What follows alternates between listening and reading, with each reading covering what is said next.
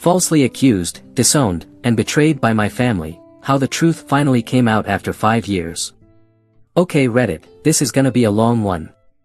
Never thought I'd be sharing this story here, but after everything that's happened recently, I need to get this off my chest. Quick disclaimer, I'm using fake names for obvious reasons, and I'm writing this from my alt account because some people involved still follow my main. So, I'm James, 32 now, but this whole mess started when I was 27. For background, I grew up in a medium-sized town outside Portland, where everyone basically knows everyone else's business. Yeah, one of those places. My cousin Mike and I were super close growing up, like, we shared a room at every family vacation until we were teenagers. Our moms are sisters, and they made sure we spent pretty much every holiday and weekend together.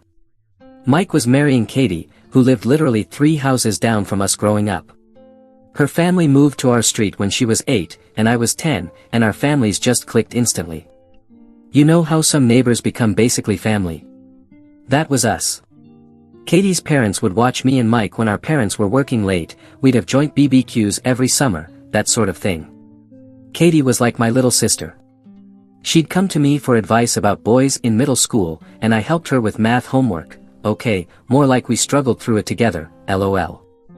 I even taught her how to drive in my beat-up Honda Civic when she was learning. RIP to my car's transmission. So obviously, when Mike and Katie started dating in college, everyone was thrilled. It just made sense, you know. They'd been dancing around each other since high school, and when they finally got together junior year, the whole family was like, finally. I'm not even exaggerating, our grandma literally cried when they announced they were engaged. Fast forward to the wedding day, June 15, 2019. It was at this pretty nice venue just outside town, nothing super fancy, but definitely nicer than my brother Mark's backyard wedding the year before. Sorry, bro, but that porta potty situation was rough. I was one of Mike's groomsmen, along with his best man, Tom, his roommate from college, and a few other guys. The morning started normal enough. I got there early to help set up because that's what you do when your favorite cousin is getting married, right? I was wearing this navy suit that cost way too much, but hey, wedding photos are forever. Had my groomsman boutonniere pinned on, took like 3 tries to get it straight, and was helping direct people to where they needed to go. That's when everything went to shit. I hear this commotion behind me, and before I can even turn around fully, wham, I got hit so hard I literally saw stars. Like, I always thought that was just something people said in movies, but nope, actual freaking stars. Mike had come charging in, with Tom and a couple other guys trailing behind him. He looked. I don't even know how to describe it, like rage and hurt and something else all mixed together. He just started wailing on me. Not like one punch and done, this was full-on assault mode. I'm not a small guy, 6 feet 1 inch, and I hit the gym occasionally, but Mike works construction and he was just destroying me the whole time. He's screaming stuff like, how could you? I trusted you. Meanwhile, I'm just trying to protect my face and figure out what the hell is happening. Tom and 2 other groomsmen finally managed to pull him off me, but by this point, I'm bleeding all over my fancy new suit. RIP to that too, blood does not come out easily. My left eye is swelling shut, and I'm pretty sure my nose is broken. The elderly couple I was helping is just standing there in shock. The woman was crying. I still feel bad about ruining their day, too. Someone, I think it was the venue manager, called for medical help.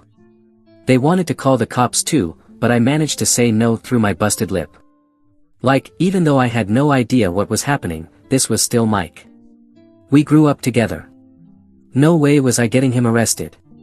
Ended up at this urgent care place a few miles away. The doctor kept asking if I wanted to press charges while she checked if my nose was broken. Fun fact, it wasn't broken, just badly bruised.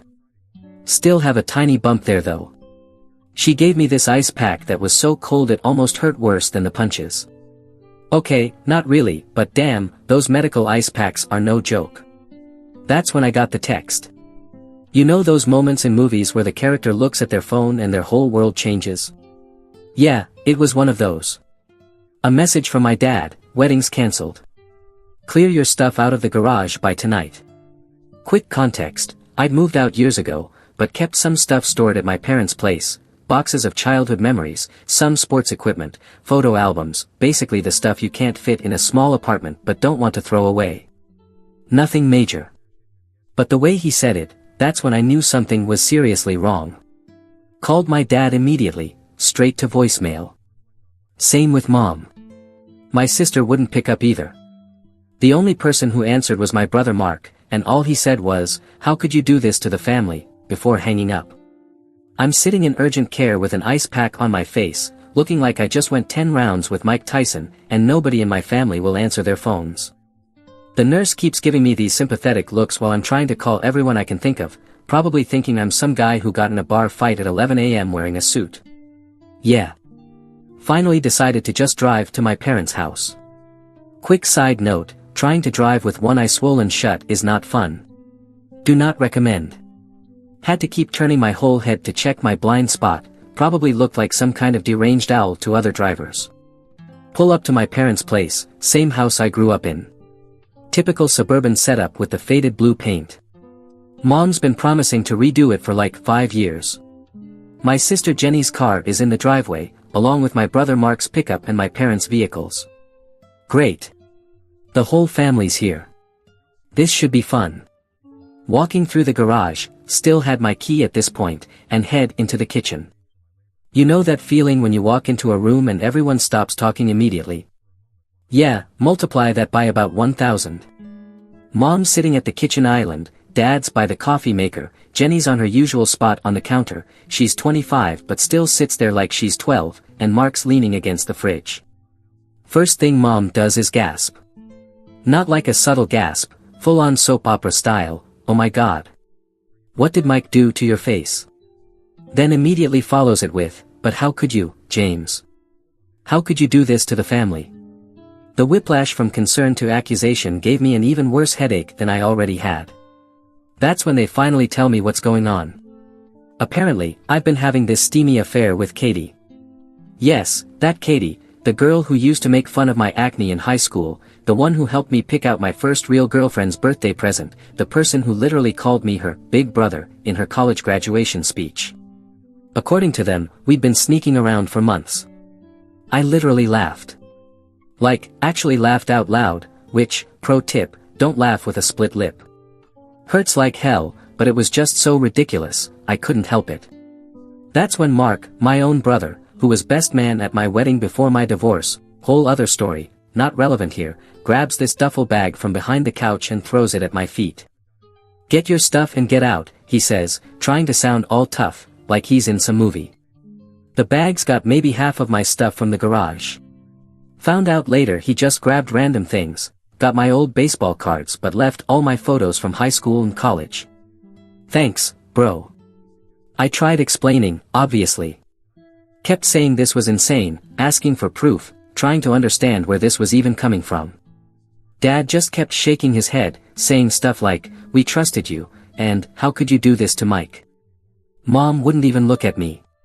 Jenny, who usually talks enough for the whole family, just sat there silent. Asked them what proof they had. Their response, "We just know." That's it.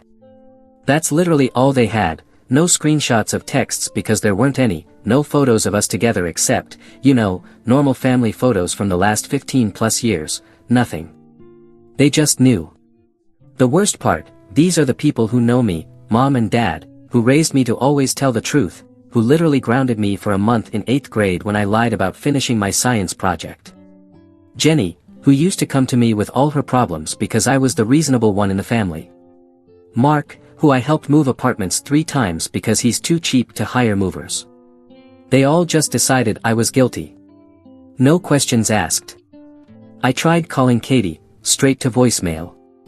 Texted her, no response.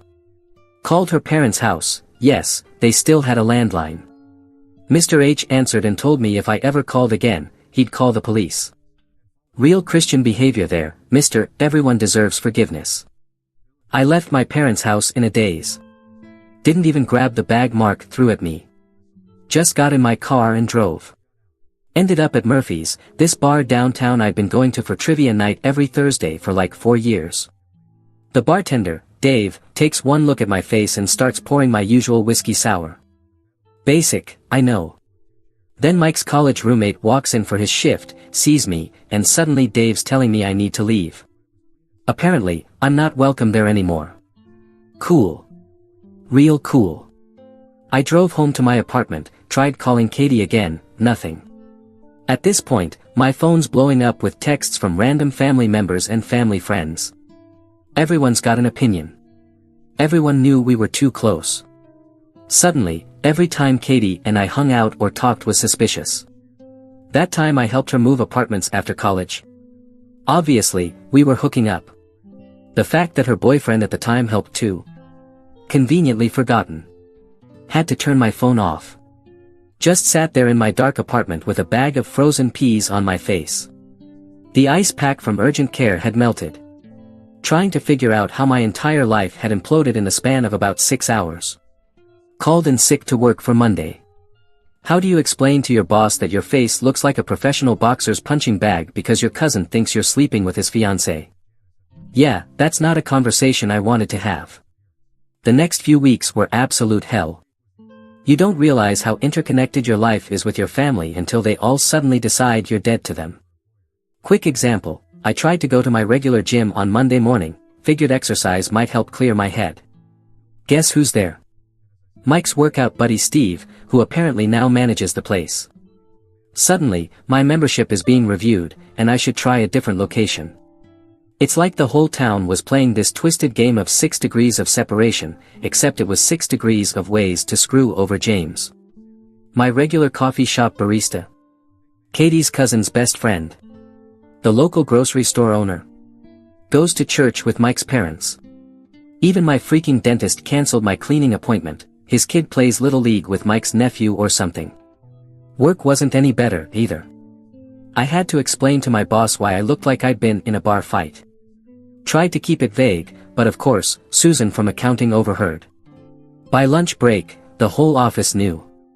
I got called into HR because apparently someone, thanks, Susan, was concerned about my personal conduct. I had to explain to this 23-year-old HR rep that, no, I wasn't engaging in inappropriate relations with anyone, while she looked at me like I was some kind of soap opera villain. Finally, I managed to get hold of Katie after about a week. That first call. Rough doesn't even begin to cover it. It started with her screaming at me for ruining her life, and me yelling back about how my life was ruined too. But somewhere between the yelling and the crying, yes, I cried, judge me all you want, we actually started listening to each other. It turned out her side of things was even worse than mine. Her super religious parents had basically excommunicated her, like, full on, you're dead to us style. Her dad even called their priest to see if they could get her formally excommunicated from the church. Spoiler alert, that's not how it works. Mr. H, her dad, and Mrs. H, her mom, had already packed up all her childhood stuff in garbage bags and left them on the front porch. Real classy. Katie's work situation was a nightmare too. She was a project manager at this big marketing firm downtown, but her team lead was Mike's cousin on his mom's side. Suddenly, all her projects were being reassigned, and she was getting written up for being unfocused at work. Yeah, I wonder why she might be unfocused when her entire life was imploding. We started comparing notes over text, calling felt too risky. Didn't want anyone overhearing and starting more rumors. Neither of us had any idea where these accusations came from. Every time we asked anyone for proof, they just said things like, everyone knows, or, it was obvious. Obvious? What? What was so obvious? The fact that we've known each other since we were kids. That we could actually hold a conversation without it being weird. It didn't make sense. The one time I managed to corner Mike, ran into him at the gas station, and he couldn't exactly run away while pumping gas, his response was, I saw the way you looked at her. The way I looked at her? Are you kidding me? I looked at her the same way I looked at Jenny, because she was basically my sister. Remember that duffel bag of stuff from my parents' garage? Yeah, I finally went back to get the rest of my things about 2 weeks later. Mom had boxed everything up and left it in the garage. Didn't even label the boxes, just threw everything in. Randomly found my high school graduation photos mixed in with old Christmas decorations. My college diploma was stuffed in with some old sports equipment. Cool, real cool, mom. The social media fallout was just as fun. Got blocked by pretty much everyone in the family. Katie's sister, who I'd helped with her college applications, posted this vague status about snakes in the family that got like 200 comments. People I hadn't talked to since high school were suddenly messaging me about how they always knew something was off about me. I started getting random calls and texts from unknown numbers. Apparently, someone, pretty sure it was Katie's brother, had shared my number in some family group chat. Had to change my number after getting bombarded with lovely messages, calling me everything from a homewrecker to, well, you can imagine. The worst part? Some of these people had known me my entire life. Mrs. D, from down the street, who used to give me cookies every time I mowed her lawn in high school, crossed the street to avoid me. Mr. P from the hardware store, who taught me how to fix a leaky faucet when I bought my first apartment, suddenly his store was closed for inventory every time I tried to go in. Katie and I eventually realized we needed to get out. This town was suffocating us.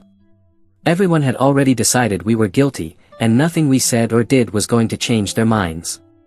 We couldn't even meet up to talk about it in person because people would definitely see us and think it proved everything. We got real tired of defending ourselves against something we didn't do. How do you prove a negative? How do you prove something didn't happen? It's impossible. And apparently, in the eyes of everyone we knew, the fact that we couldn't prove our innocence meant we must be guilty. After about 2 months of living like a hermit, and having DoorDash drivers give me weird looks, pretty sure someone told them I was that guy, I decided enough was enough. Applied for a transfer at work. Thankfully, my company has offices in Seattle. My boss was surprisingly cool about it, probably just wanted to get rid of the office drama, to be honest. Katie and I had our last conversation before leaving town. We decided it was better to go our separate ways. She picked Chicago, I took Seattle. We kept in touch through Instagram, but that was it, unfollowed each other on everything else, just to be safe. Didn't need anyone screen grabbing and starting rumors about how we were still sneaking around. Moving to Seattle was interesting. Try explaining to potential roommates why you're suddenly moving cities at 27 with basically no furniture. My first place was this tiny studio in Capitol Hill that cost way too much, but it was mine, and nobody there knew my name or my story. Can't put a price on that kind of freedom. Started over, completely new phone number, new email. Had to abandon my old one after it got spammed with subscription signups. Real mature, guys. Even got rid of my old PlayStation account because some of Mike's friends kept sending me hateful messages through the gaming chat. Who does that? Work was actually pretty good. Nice thing about being the new guy is nobody asks too many questions about your past. I just told people I needed a change of scenery, not technically a lie, right? Threw myself into work, started hitting the gym regularly, different chain than my old one, obviously. Tried to build some kind of routine. Found this cool bar called the Crocodile that did trivia nights on Wednesdays. Different vibe than Murphy's back home, but the bartenders didn't look at me like I was Satan incarnate, so that was an upgrade. Started going regularly, met some decent people. First time in months I felt like I could breathe. Then came the work barbecue that changed everything. It was summer 2021, one of those rare, perfect Seattle days. Where it's not raining and not too hot. My coworker Jake was hosting at his place in Ballard. Almost didn't go, still wasn't great with group social situations. But Jake had helped me figure out the Seattle bus system when I first moved, so I felt like I owed him. That's where I met Amy. She was Jake's wife's friend from yoga class. Remember those moments in movies where the main character sees someone and everything else kind of fades away? Yeah, that's bull. What actually happened was, she caught me having an embarrassingly intense conversation with Jake's dog about proper frisbee throwing technique. Not my smoothest moment. But somehow, that led to us talking. She was easy to talk to, didn't do that Seattle freeze thing where people are polite but distant. We ended up sitting on Jake's porch for like 2 hours, just chatting about random stuff. She's into true crime podcasts, yeah, I see the irony, and actually got my dumb jokes about Seattle traffic. We started dating pretty quickly. After that third date in, I knew I had to tell her everything. You can't build something real on lies, right? So I laid it all out, the wedding, the accusations, the family drama, everything. Figured she'd run for the hills. Instead, she just listened. Actually listened. Asked questions that showed she was trying to understand, not judge. When I finished, she just said, "That really sucks. Wanna get ice cream?" And somehow, that was exactly the right response. The weird part? She started following Katie on Instagram. I'd mentioned keeping minimal contact. Turns out, they're both obsessed with this podcast called Crime Junkie, and suddenly they're DMing about episodes. Next thing I know, they've started this virtual book club thing with some other true crime fans. They do Zoom calls every other week with wine and snacks to discuss whatever they're reading. Katie's life got better too. She met this guy, Chris, through work in Chicago. He's some kind of software developer who apparently doesn't know how to write code without at least 3 monitors, Amy's words. They talk about random stuff in their book club. He seems decent, though. Treats her well, doesn't jump to insane conclusions. You know, the basics. I started feeling like maybe everything happened for a reason. Don't get me wrong, I still sucked losing my family in hometown. Still have days where I miss my mom's cooking or wonder what my nieces and nephews look like now. But I've built something good here, real friends who actually trust me, a girlfriend who listens, a life that's actually mine. The funny thing is, I actually like Seattle me better than Portland, Maine. Portland me was always trying to keep everyone happy, walking on eggshells around family drama. Seattle me just lives, goes to work, plays video games, takes Amy to try new restaurants, exists without constantly looking over my shoulder. Found out through Katie that her parents still badmouth me at church. Apparently, I'm their cautionary tale about wolves in sheep's clothing or whatever. Cool. Good to know 5 years later they're still talking about me. Real healthy, Mr. and Mrs. H. So, there I was, living my best Seattle life. Had a good job, awesome girlfriend, even started taking cooking classes. Turns out, I'm decent at pasta, everything else is still a work in progress. Then last month happened, and suddenly, it's like the past came crashing back, like a bad hangover. It started on a Tuesday. Amy works from home most days because her company went remote after COVID and never went back. She usually walks to this Mediterranean place down the street for lunch. They make this shawarma that's basically Kraken sandwich form. That day, she gets home, and something's off. There's this note stuck to our door. Not like a, "Sorry, we missed your delivery" note or a flyer for lawn care. We live in an apartment, but sure, keep leaving those. Just a plain white paper that says, "We need to talk. I'll be back tonight." No name, no number, nothing. Just that, and now my name is on the mailbox. Amy kept her old place as a rental, so she's not on the lease. So Amy figured it was for me. She calls me at work, which never happens because she hates phone calls and usually just texts. I can tell she's freaked out because she's doing that thing where she talks super fast and forgets to breathe between sentences. I leave work early because who wouldn't? Get home, and Amy's got all the doors locked and is holding her old softball bat from college. She played D1 softball at WSU and still has a mean swing. We do batting cages sometimes, and she consistently kicks my ass. But seeing her actually scared enough to grab the bat, that hit different. We stayed up late that night waiting. Amy stress-baked 3 batches of cookies, her go-to when she's anxious, and we binged some mindless Netflix show neither of us was actually watching. Nobody showed up. Same thing the next night and the next. Just when we were starting to think it was maybe some weird prank or a mistaken address, it happened, Friday night around 8:30. We just finished dinner, ordered in because neither of us wanted to cook, when someone knocked on the door. I look through the peephole, and my stomach just drops. It's Mike, standing there in what looks like yesterday's clothes. Clearly hadn't shaved in days, swaying slightly, like he's either drunk or really tired, or both. Amy grabs her bat. I told her it wasn't necessary, but wasn't gonna argue. I opened the door but kept the chain on. The security chain probably wouldn't stop him if he decided to go full rage mode again, but figured it was better than nothing. The conversation went something like this. Mike, hey, can I come in? Me, absolutely not. Mike, come on, man. I just wanna talk. Me, last time you wanted to talk, I ended up in urgent care. Mike, looking at his feet, yeah, about that. I came to apologize. Me, apology accepted. Goodbye. Started closing the door. Mike, wait. I know the truth now about everything. Me, cool story. Still not letting you in. Mike, I need to apologize to Katie too. Can you give me her contact info? Me, actually laughed, yeah, that's not happening. Mike, please, I just want to make things right.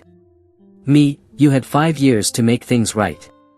5 years of silence. Now you show up at my door expecting what exactly? He kept trying to talk, but I'd had enough. Told him I'd let Katie know he was trying to reach out, and if she wanted to talk to him, she could make that choice herself.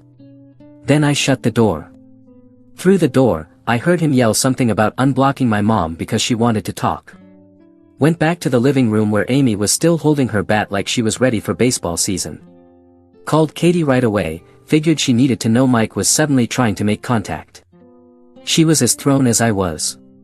Made it very clear she didn't want me giving Mike her info, which I totally got. The whole thing messed with my head more than I expected. Had trouble sleeping that night, kept thinking about Mike showing up like that. He looked rough, not just unshaved and rumpled, but like defeated.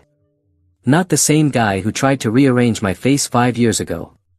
Amy was amazing through all of it. She's usually this goofy laid-back person who makes bad puns and dances while doing dishes. But that week, she went full protective mode. Installed a Ring doorbell the next day. We're renters, but she said she'd rather lose the deposit than feel unsafe. Started working from the coffee shop downstairs instead of at home. Even called her brother, who's a cop in Tacoma, to ask about restraining orders, just in case. It took me a couple of days to decide what to do about my mom. Finally unblocked her number but sent a text instead of calling. I hear you want to talk. Figured that ball was in their court now. After 5 years of silence, they don't get to just show up and expect everything to be fine. After Mike's surprise visit, my mom started texting, not calling. Guess she figured out I wasn't ready for that. Here's how that first exchange went. Mom, we want you to come home. Me, I am home. Mom, you know what I mean. Me, we want to apologize and have you back in the family.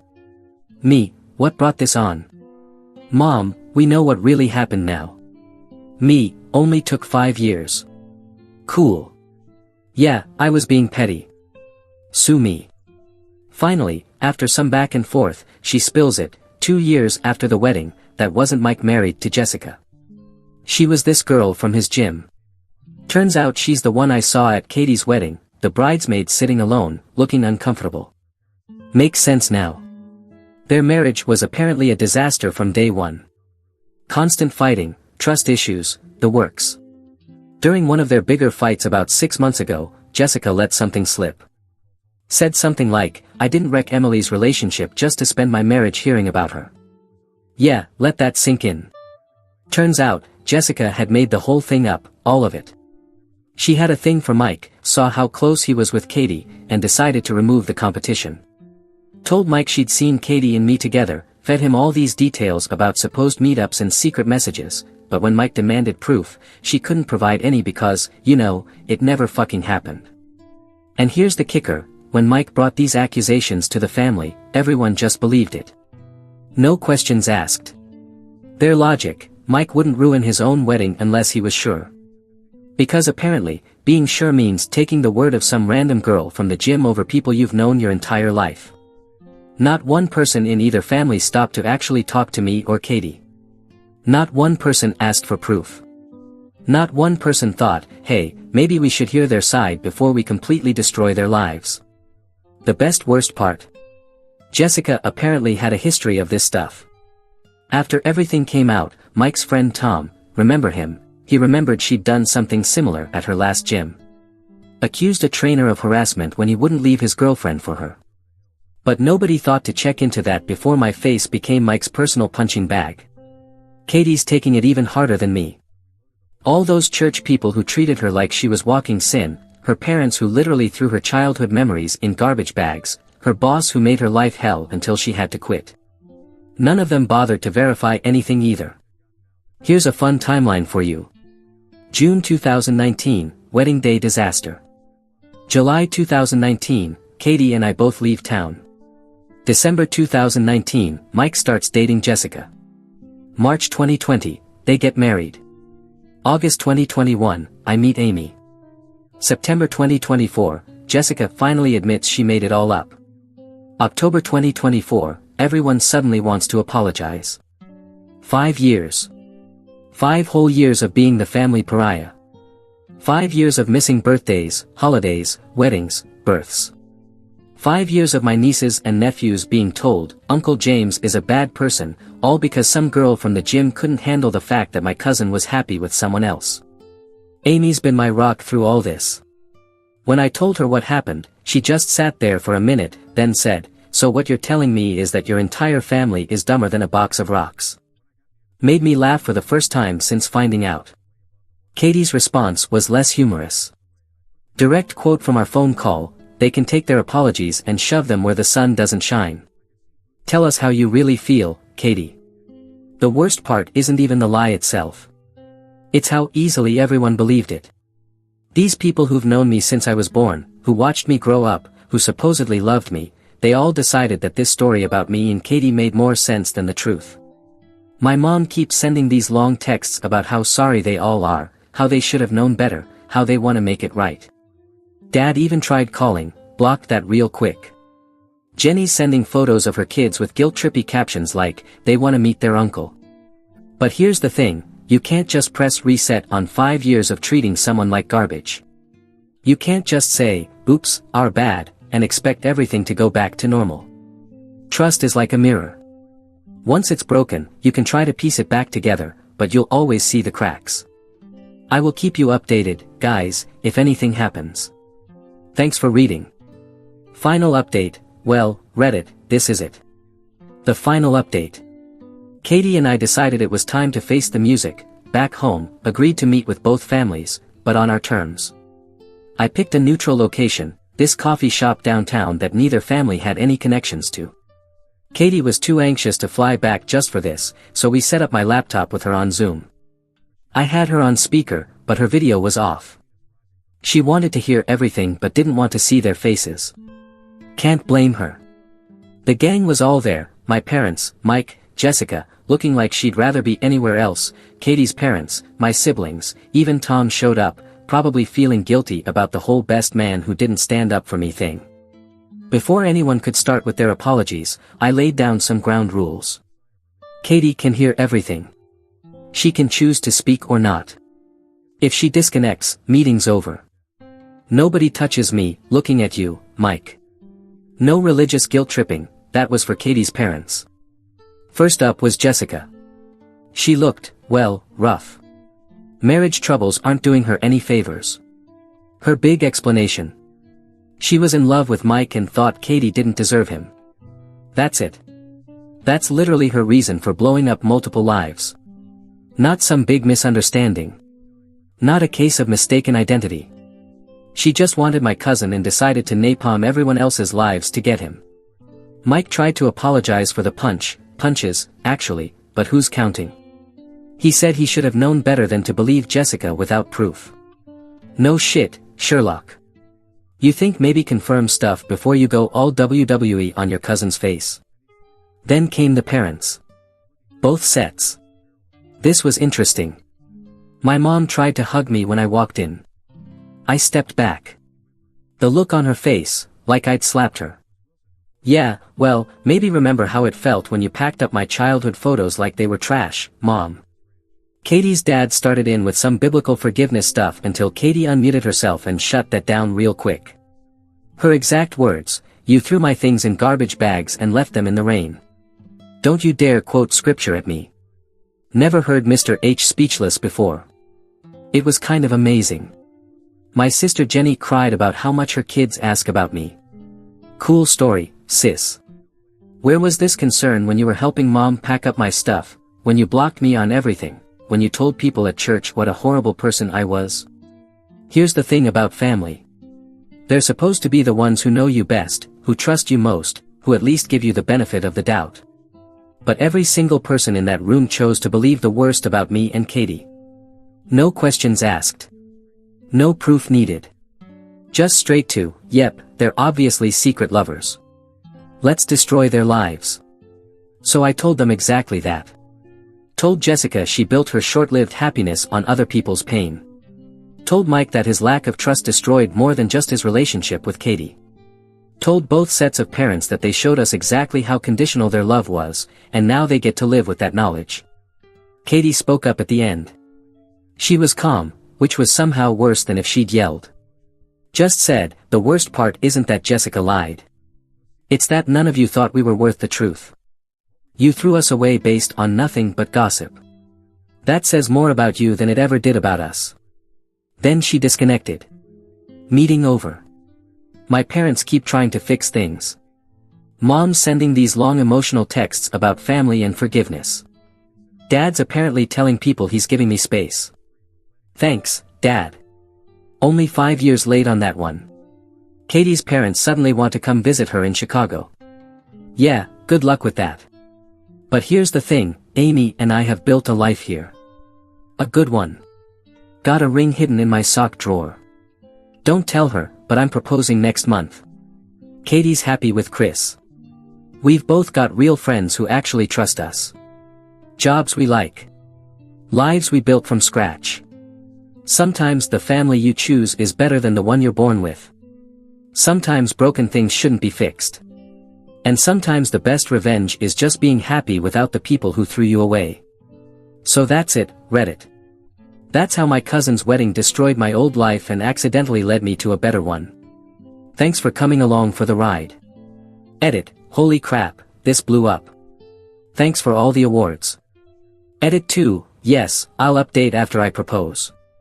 No, I'm not worried about Amy seeing this. She doesn't use Reddit and I'm using a throwaway. Edit 3, Katie says thanks for all the support. She's doing great and planning a honeymoon to New Zealand. Edit 4, for everyone asking, yes, Jessica and Mike are getting divorced. Turns out lying and manipulation aren't great foundations for marriage. Who knew? Final edit, to everyone saying I'm being too harsh, maybe. But you try having your entire family believe the worst about you, throw you away, and then expect everything to be fine just because they finally realized they were wrong.